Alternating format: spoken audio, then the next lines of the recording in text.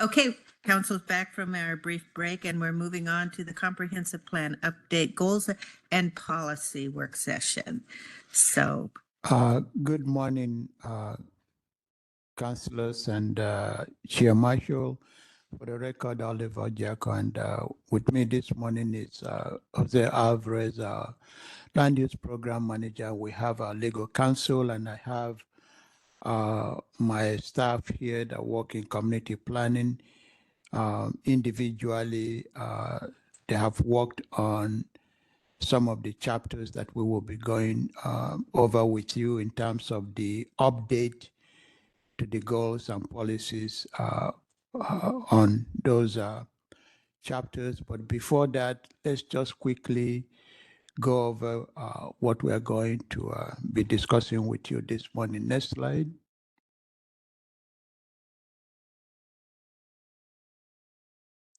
So this morning, we'll just give you the general compliance progress to date. Then we'll get into the goals and policies review. Next slide.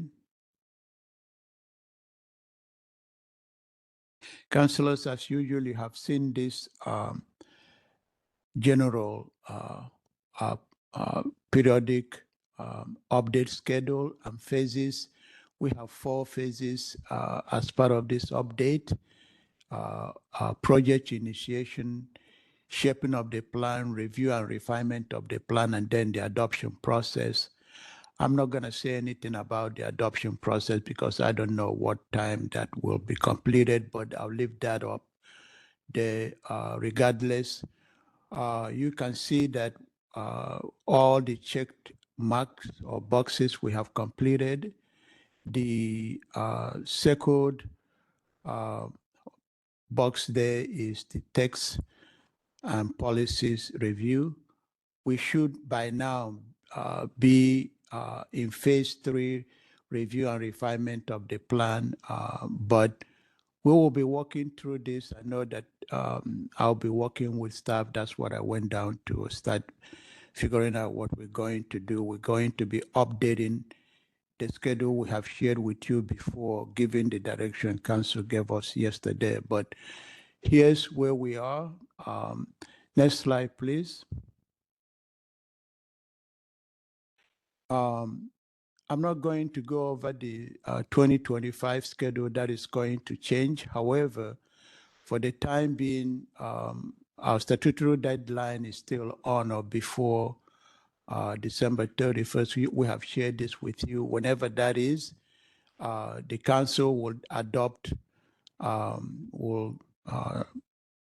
what is known as the adopting ordinance by charter. That action would then become effective 10 days after the county adopts that ordinance. We still, whenever we are in the process, we still have to submit all our notice of adoption to Commerce 60 days before the adoption, and then the final EIS has to be issued 60 days as well prior to the adoption. And we've talked with you that when the draft environmental impact statement is issued, we are required to provide 30 days notice. The responsible official has the capacity or the latitude to grant extension for review if asked. The responsible official may grant that extension or not and give the reason why one is denying the additional time to review and comment on the DEIS. And then, of course, we typically have a 15-day notice prior to council hearing. Next slide, please. The review of policies and goals is one of the things that we work on every time we go through this periodic update, or when we do the once a year annual review cycle. If there are policies that requires to be amended or clarified, given any new bills that the legislature may pass. We know that the legislature will pass new bills coming out of this session. They may give us time to adopt those so we can adopt those during the annual review cycle or wait. Typically, they'll give us some time when they pass new bills.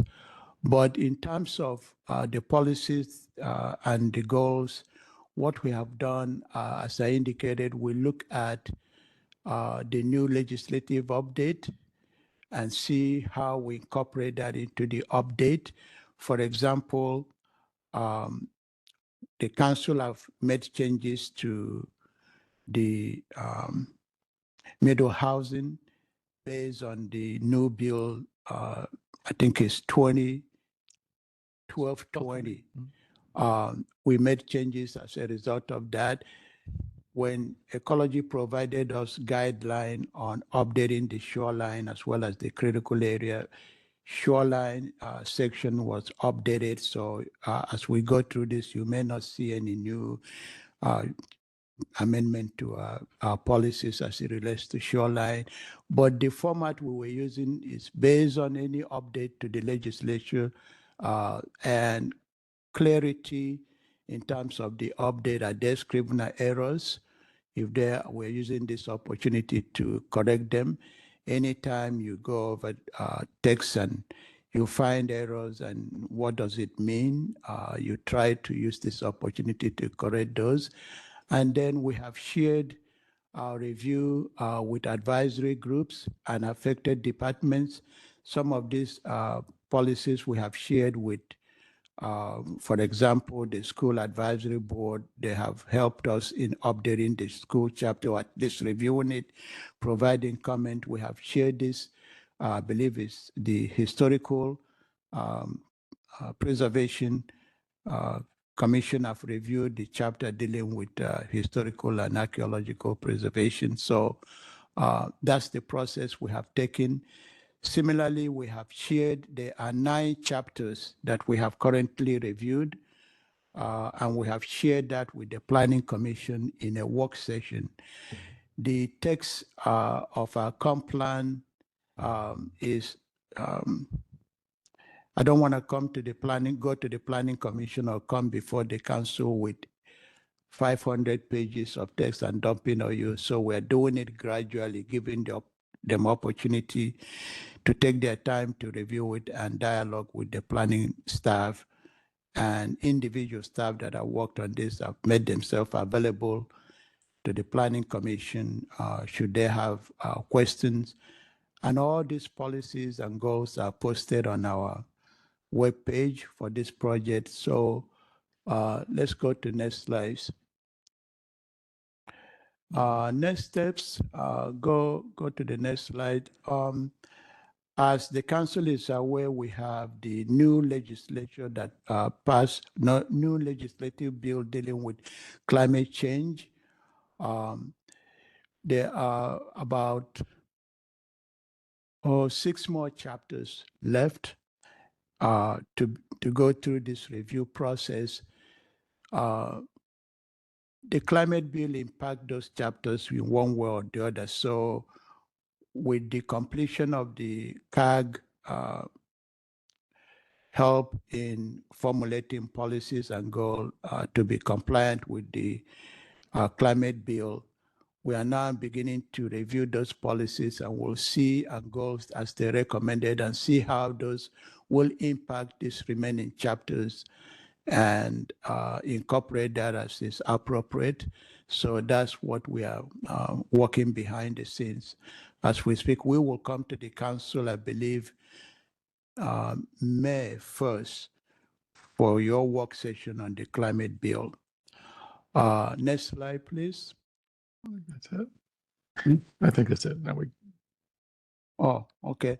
I'll stop there, see if you have questions before I start calling up my staff to go over the goals and policies. If you have questions for me, if not, we'll go into the goals and policies. I just, and I think you may share this, have concerns about the schedule, you know, and I remember last time there were open houses that occurred. So is that still something that we'll be able to have that level of public engagement as we move forward with all of this? Yes,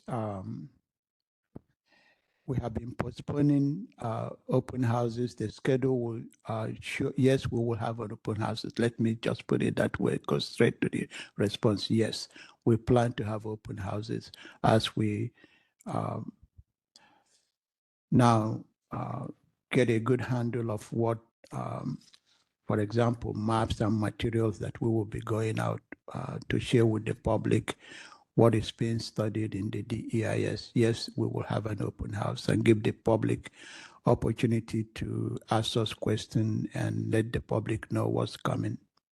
And when would it be, thank you for that. And when would it be expected that we would be making a determination on the preferred alternative? We need to update the schedule. I understand that. Well, maybe my questions are premature, but I think that, So I wouldn't, based on the direction given yesterday and a September 1 deadline, it would be after that. That is going to inform the preferred, whether these resource lands can be included or not. So it has to happen. that was a question I after. had. So will be the preferred alternative, because I see like the open houses occurring after there's been a preferred alternative. I think that's how it operated. Oh, is it before? Prior to, yes. Okay, And then that's the plan, is to have open houses based on the alternatives that are being studied in the DEIS. And that helps shape the preferred. okay. All right. Thank you. Sure. Yes, go ahead. Thanks. Did you say that we have a May 1st work session on climate? That's a Thursday. I just want to double check. It's Or is it April the Wednesday? 30th. Oh, it's the 30th. I'm sorry. Okay. Oh, got it. We have a May 1st work session with the planning commission the following day. Maybe I have it the other way Okay. around. I'm sorry. Yeah. I think Okay. it's May 30th. April 30th. April 30th And then with May the 1st. council, and then May 1st Great. with the planning commission, also on the climate. Sorry, thank you for correcting me on that. Any other questions before we go to the policies? I don't see any, so let's go to the policies. Okay, the first policy that we're going to, or chapter that we are going to go with the go through with the council is the community framework plan. The community framework plan was a plan that when the plan when the county went through the process of adopting a plan that is consistent with the Growth Management Act, the council engaged the community to come up with, call it a 50-year vision of what the county will look like in a 50-year time frame. And then the county and the cities use that 50-year vision in development of their 20-year comprehensive land use plan. The framework plan is very comprehensive. And every time we update our plan, we go through the framework plan to determine whether there is any changes that needs to be made. It is approaching, very soon it will be approaching 40 years or so since that was adopted in, I believe it was adopted in 1993 before the plan was adopted in 1994. So hopefully in the next plan update, there will be a check-in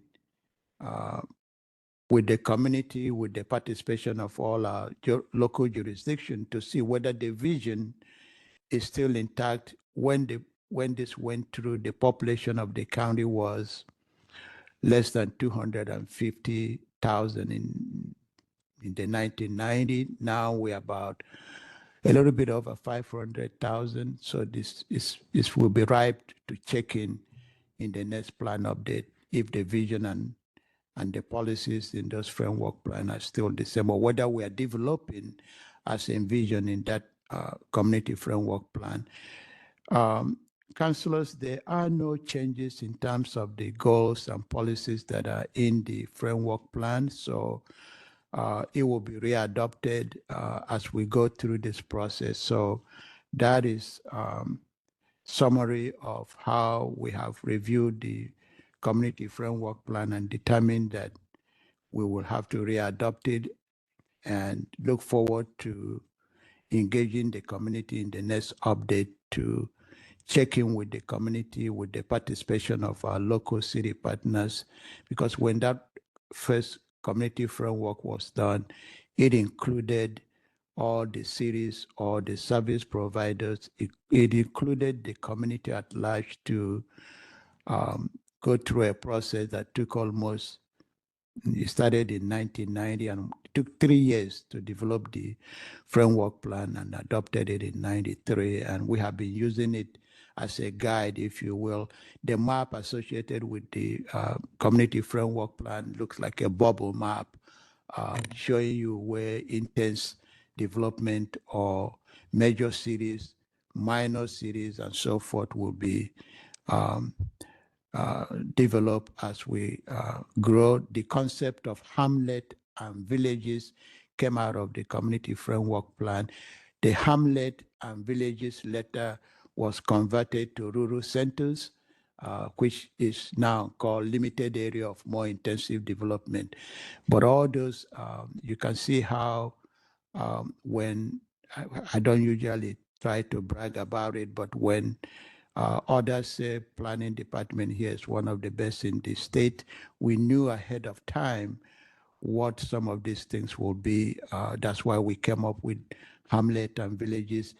Ideas coming in terms of using urban holding, bringing the concept of urban reserve in Clark County, contingent zoning, and so many other things came out of the work that was done as a result of the community framework plan, thinking ahead and incorporating that and phasing development. All those concepts came about as of the work that was done through the community framework plan. So we still believe that it's still intact, but opportunity to check in the future, I think, will be ripe when the next comp plan update is conducted. So with that, I'll turn this over to chapter 3. Unless you have questions for me, there are no changes proposed for the community framework plan. I just have one question, and I brought this up before, but the intention was to have like green space between the cities and that the cities would not be growing into each other. And as I look at what's proposed this year, I'm concerned about Lacenter and Ridgefield, and I think Battle Brown has some aspirations as well, but they're not as close. So I think, I don't know that there was ever a plan in place in order to protect any sort of a green space between the cities. That's a good question, Chair Marshall. I think the idea, and I think it's also spelled out in the GMA, I think the concept and the idea is still there. It is up to the community to find a way to make that happen. What do I mean by that? If you look at Washugo and Commerce, there is no opportunity to provide green space. You look at Commerce and Vancouver, also where there's no, it used to be the Fisher's Well. If some of you know very well, if you're driving along 34th heading east, passing close to 92nd, you can see Fisher's Well. You wouldn't even know when you pass it. So some have argued that Fisher's Well will act as a green space between Commerce and Vancouver. Vancouver and Battleground still have a long way to go. So there is that opportunity. Richfield and Vancouver has that opportunity to have a green space. I'm concerned about Richfield and Lacenter, but it is something that the community should be mindful of and develop in a manner that preserves that. Okay, we can hope. Okay, other questions? No, I need to excuse myself, so thank you. Thank you. Yeah, question. Go ahead. Yeah, and I hope we do think about the green space between those cities as we make decisions this year for sure. With the 50-year vision, is there anything limiting us as a community from looking beyond that? I was just thinking about the opportunity to talk about TDRs in the future and if that would be a timely place to talk about a longer vision than 50 years. And when that's done, are there maps associated with that, or what does a 50-year vision usually look like? Yes, Councillor Little, there's opportunity if that's with the conversation about engaging in reopening conversation about a 50-year vision, that could be considered. What it entails is a broad vision of how the community would like to grow. Often you hear people make the statement, what would we like to be when we grow up?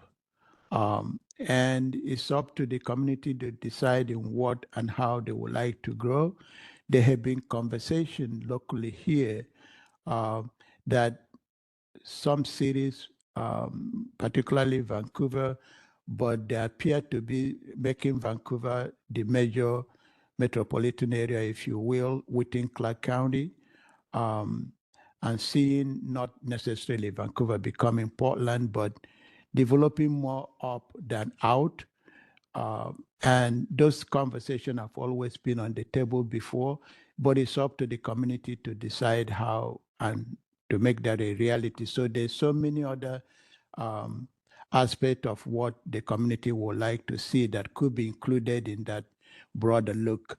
There's always a map associated with that. For example, the current community framework plan has a map, just like every planning, you always have what problem are we trying to solve and how do we get there. When the community framework plan was adopted, there were 3 scenarios, one called metropolitan, one called country. Country was the same line of thought that Chair Marshall was heading, keeping majority of the rural area rural, if you will, and then developing the major cities, identifying Vancouver as what will become the major focal point for Clark County, and looking at Commerce, Battleground, and these other cities, minor or medium cities, if you will. And then in Vancouver, there are a series of what you may call hubs that are viewed as major activity centers. Even Wazoo was looked as a major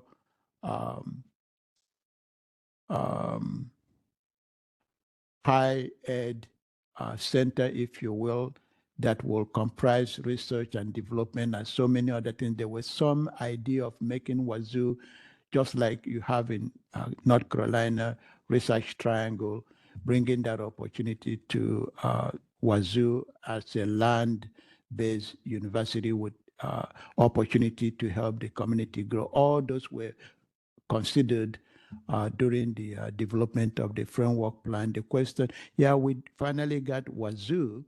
How do we make that grow?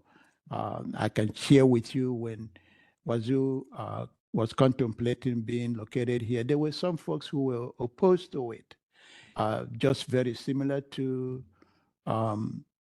the location of Legacy Hospital.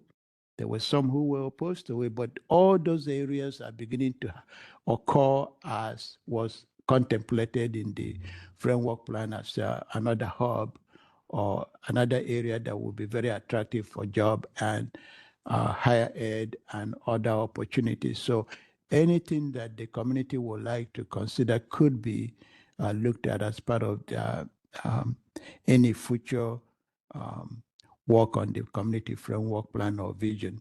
I know our friends to the south has similar plans. I think it's called Metro 2040. I think they're beginning to update their own framework plan similar to the county, and we will be watching what how they do that. And hopefully in the next comp plan update, as I indicated, create the opportunity and bring our local jurisdiction together to see whether there is an appetite to revisit the framework plan and do another 50-year vision. Oh, thank you so much. I'm really looking forward to that. You're Sure. welcome, sir. Okay.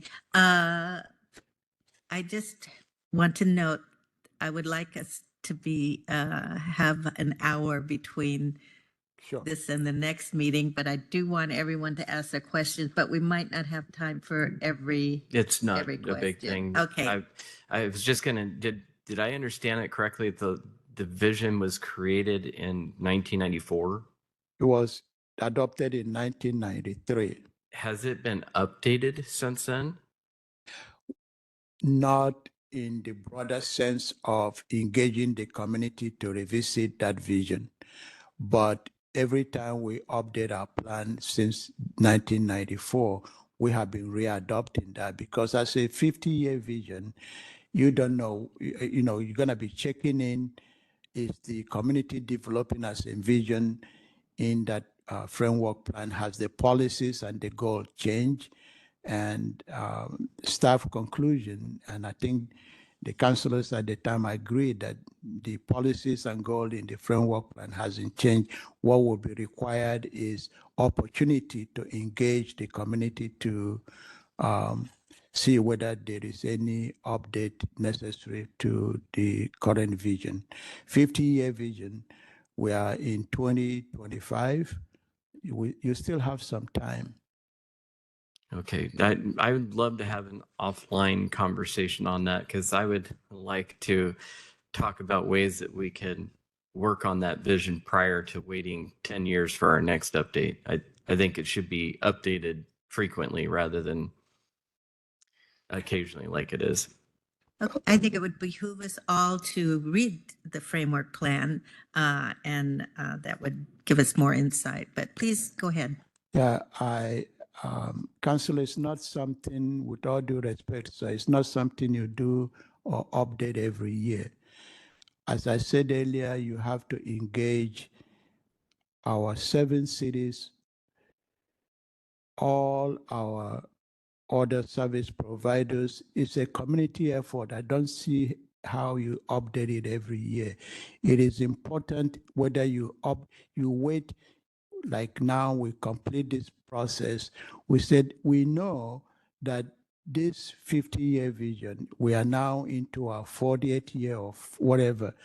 This is the time after the adoption of the plan to begin the process to look into this community framework plan to see whether there is a need, to see whether our vision have changed. Like I said earlier, you can use the fact that many more people have moved into Clark County that wasn't part of this vision when it was first developed. Is this the time to do so?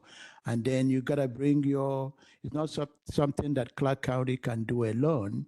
You have to engage the entire community.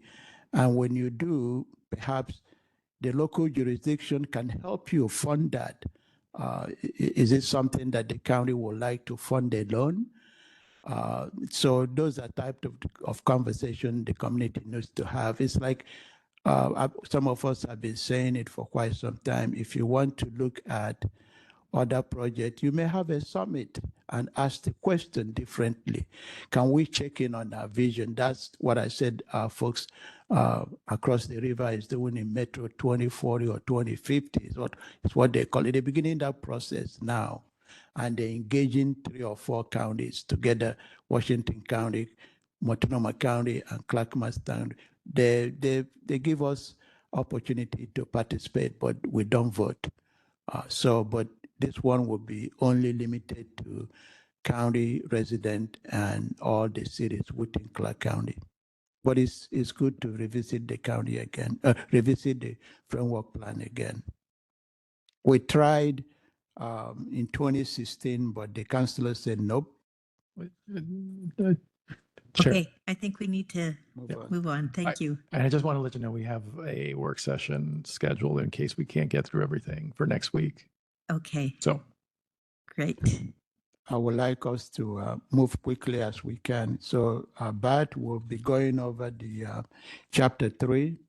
And Bart, I think, I know councillors has this, don't want to interrupt your thoughts and preparation, but if you can go highlight the areas where changes are proposed and then talk briefly about the rationale. If they have questions, they can ask you that. But I believe the council have had the opportunity to review all of this. So that's what I'll be recommending to not only you, but to my other staff so that we can get through majority of this. There are no major changes, of course, but go ahead. Bart Catching, Community Planning. As Oliver said, I was tasked with Jose's help to review Chapter 3 with the understanding that we were only looking to make changes that seemed necessary. And so that's why in most of the sections you see no change. And so unless there's a question, we'll just jump to the highlighted areas that we did identify changes for. So Michelle already has us up to section 3.1.8. And I will just say real quick as an intro that the chapter 3 rural and natural resources combines two necessary elements for a comp plan, the required element from RCW of rural lands, and then also the goal 8 natural resources. So they're both kind of looped together in this chapter.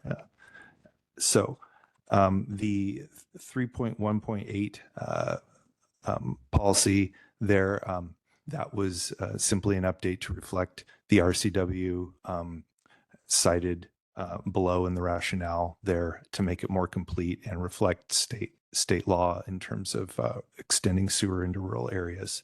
Fairly self-explanatory. Jumping ahead, Michelle, to the next one, which was, this was purely a word choice on 3.5.9. Reading through the text, it didn't make sense to use the word approximately. Appropriately is what makes sense in the context of that sentence in terms of buffering a resource land use in that context. Jumping to section 3.6 in the mineral land section. This is a lot of underline in yellow, and the reason for that is that earlier this year we were discovered and made aware of a Scrivener's error that had carried forward old language from the last comp plan update that did not reflect the Mineral Lands Task Force findings and the adopted language from the council resulting from the Mineral Lands Task Force.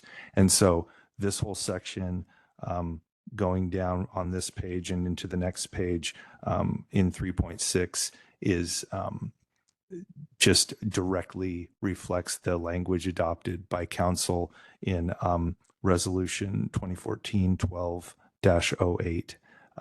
So it's self-explanatory on that level. It was simply a language switch that didn't happen in 2016. And then moving on to the only other identified text change recommendation in 3.7 policies under the urban reserves. So that would be that one. It's just adding a bracketed zoning name to keep the text consistent when we cite a zone or a designation and then have the bracketed name. So it's not a substantive change. It's just a text change to make it more clear. And with that, I can answer any questions, trying to keep it short and sweet for you all. Any questions? Sounds good. Thanks. Okay, thank you.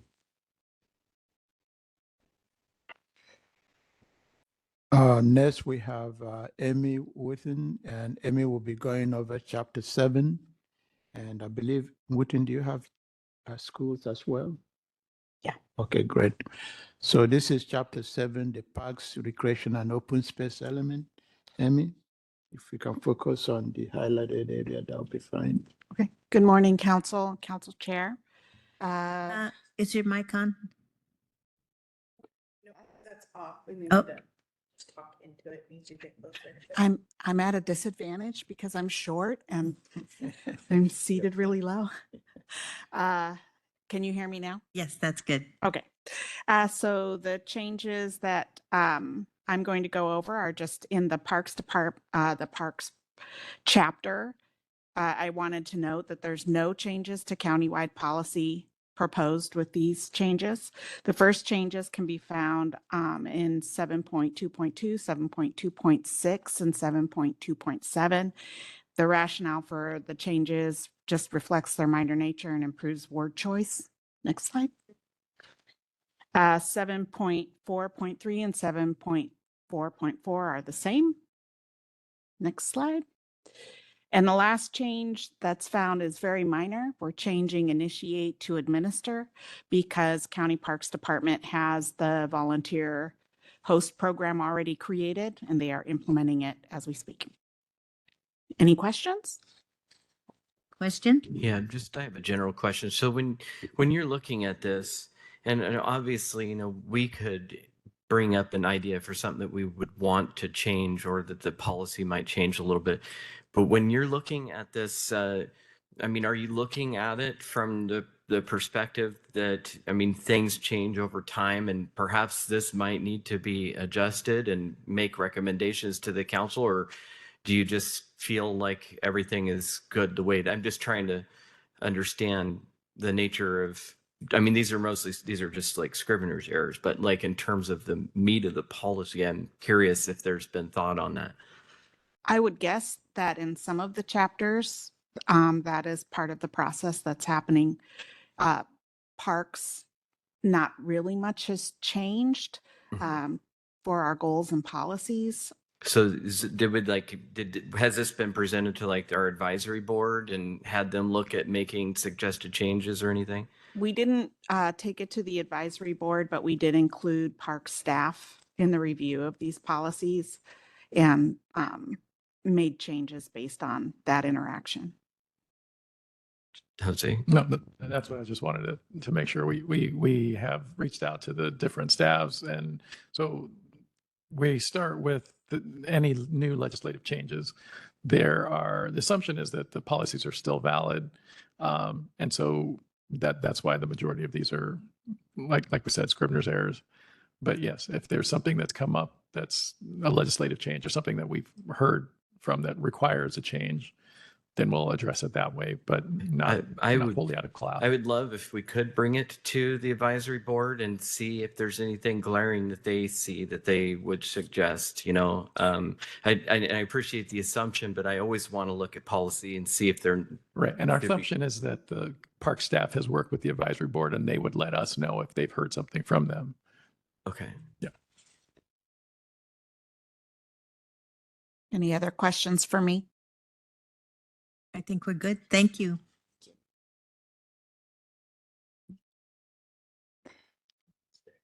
I believe this is back again on historic, archaeological, and cultural preservation. Yeah. Go ahead. Hello again.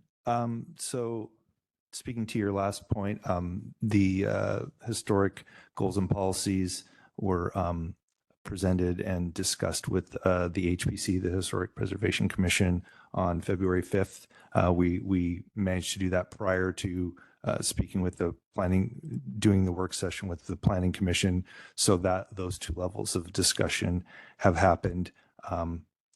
Again, this historic and cultural is not a required element, but it is a goal 13 of the GMA, and it has been part of the comp plan since the inception. And it is also very important to the county as far as our interaction with the city of Vancouver. We are both CLGs, certified local governments administering historic preservation programs. With that being said, myself, I staff the Historic Preservation Program along with Susan Ellinger, and we can answer any detailed questions later if something comes to mind. Michelle has it up here.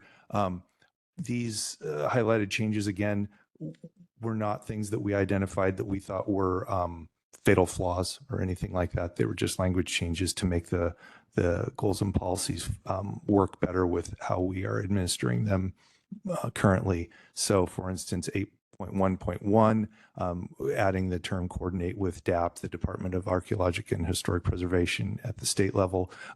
That makes sense because DAP is the lead agency generally for, high level archaeological and cultural sites. So that language makes sense to staff. 8.1.3 at the bottom of that page.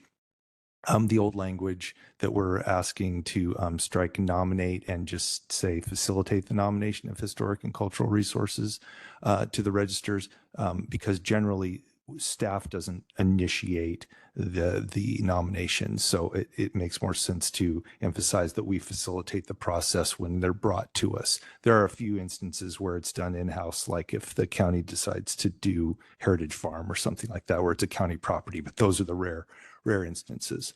The next one, 8.1.5, alluding back to what I was just mentioning with being a certified local government to administer our responsibilities under the National Historic Preservation Act and state rules. Not only do we do the historic and cultural part of reviewing land use actions for registered properties and things like that, but we both at the county level and then the city of Vancouver has historic preservation ordinances. And so the Historic Preservation Commission, it's our job to ensure that we're complying with those ordinances. So this language, again, it just clarifies and adds a little more meat to what we do with those kind of actions. Moving to 8.3.2, this language, again, to me, it just jumped out. Identify on a regular basis. When you use the word regular, that it assumes some sort of scheduled review. What really is happening real time when we're working on identifying county-owned properties is that it's an ongoing task, that sometimes there's work to be done with this and sometimes there's no work to be done. And so I thought the word ongoing made more sense than regular in this case. And then the final word choice change that we're recommending for policy 8.4.2, changing from just saying expand, which is a commanding word, to support the expansion of, because there are lots of different programs, and we as the historic preservation staff don't have the authority to mandate that people get into the tax programs or push properties into those things. So we should really support them when they're available, provide information. And so to me, as a staff who works with this on a regular basis, supporting the expansion seems to be more accurate to what we do on a daily basis. And other than that, it was in good shape. And those were the recommendations we had. Any questions? Any questions? Looks good. Thank you. Thank you. Yeah, thank you, Bert. And the only thing I will add is that when there is nomination or opening, I think their bylaws requires council appoint certain number as well as the city of Vancouver. So there is that collaboration again. So thank you, Bert, for the good work. And again, Jose already mentioned this went to the Historical Preservation for their review and recommendation. So that is part of what you're seeing coming before you. The next one is mine, Economic Development chapter.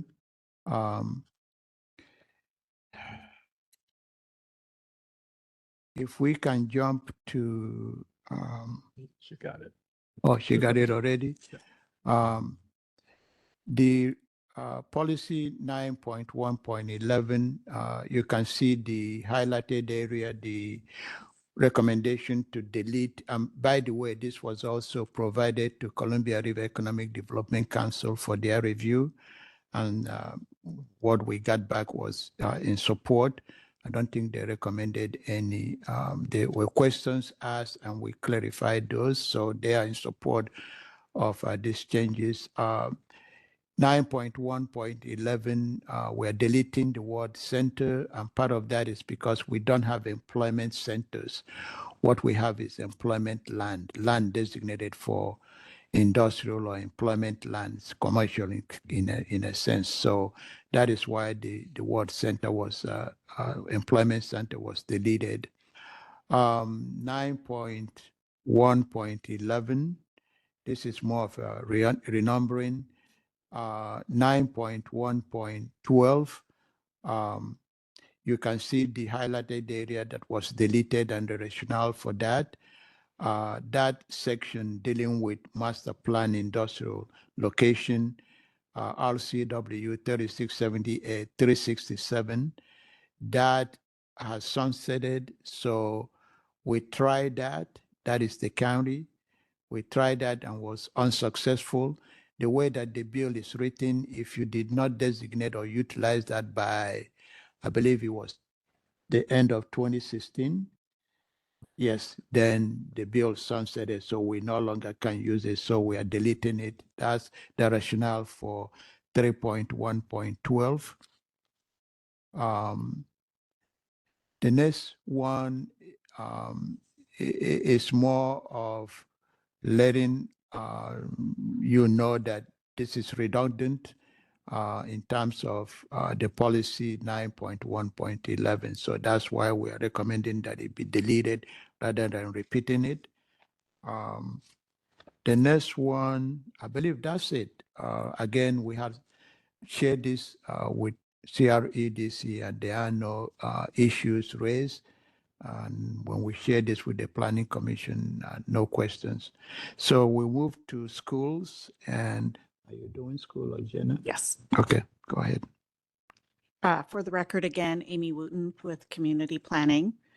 I also did the schools chapter changes, and I just wanted to mention that we forwarded these changes to the Schools Advisory Council last year and got their feedback and incorporated their feedback, and so that's what you're going to see this morning. The first change is for policy 10.1.3, which is a countywide policy, and we were requested by the districts to add and appropriately designate and zone school properties for school-related uses.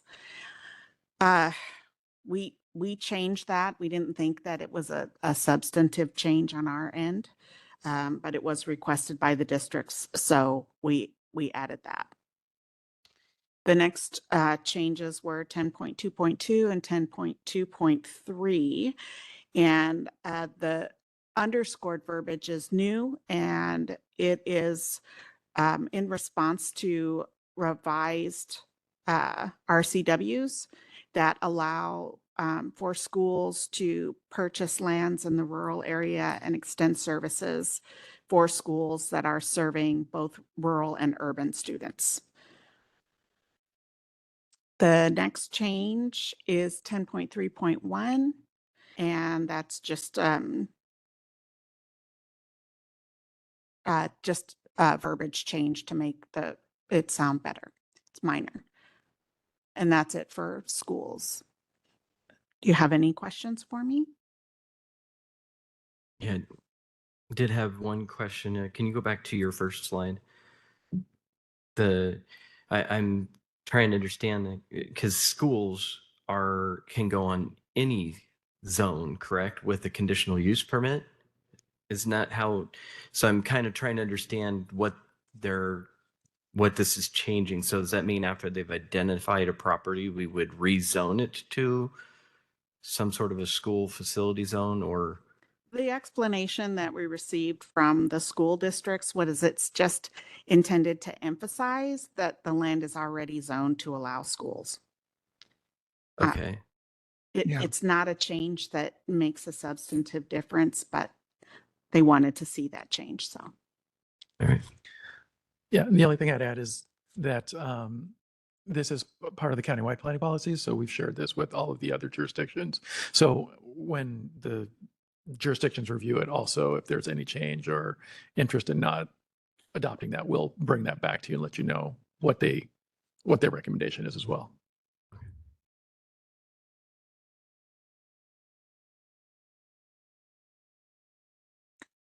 If there are no further questions, thank you, Amy. We'll go to community design, and I believe this is Susan.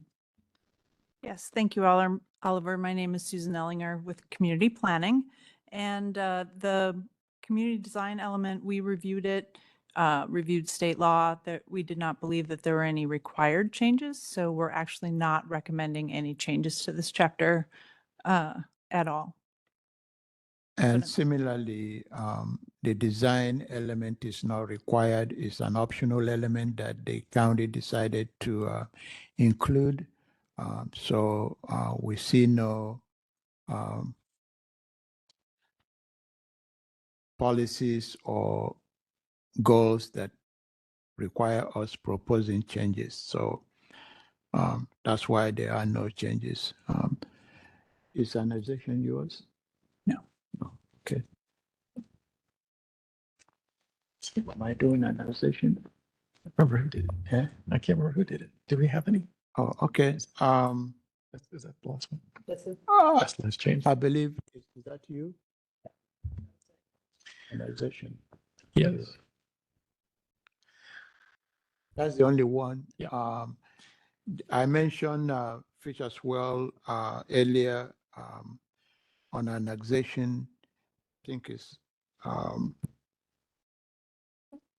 policy 12.2.1. We recommended deleting that because the Fisher's Well area has already been annexed all the way to 192nd by the city of Vancouver. So that's all we have, councillors, unless you have questions for us. I think we had one, the last chapter, but there were no changes because we recently adopted the shoreline master plan, so master program. So there was no changes recommended in that chapter for the policies as well. Okay, I just have a process question. Will this come back to us as part of the full comp plan? Yes. Okay, and so there'd be opportunities if we had any suggestions, or if we have any suggestions. I'm just wondering how we can best collaborate with you in this and what we need to do to prepare. Sure. So we've had work session with the planning commission, and so there'll be, these are available publicly so people can submit comments if they want to see any changes. Then it'll go to the planning commission for a hearing, and then it'll come before council also for a hearing on these as well. Great, so we'll get their feedback. Questions for Young? No. Your light's on. Oh. Councillor Belcott, do you have any questions? Nope, I don't. Okay, I think we're good. Thank you very much. Thank you, councillors.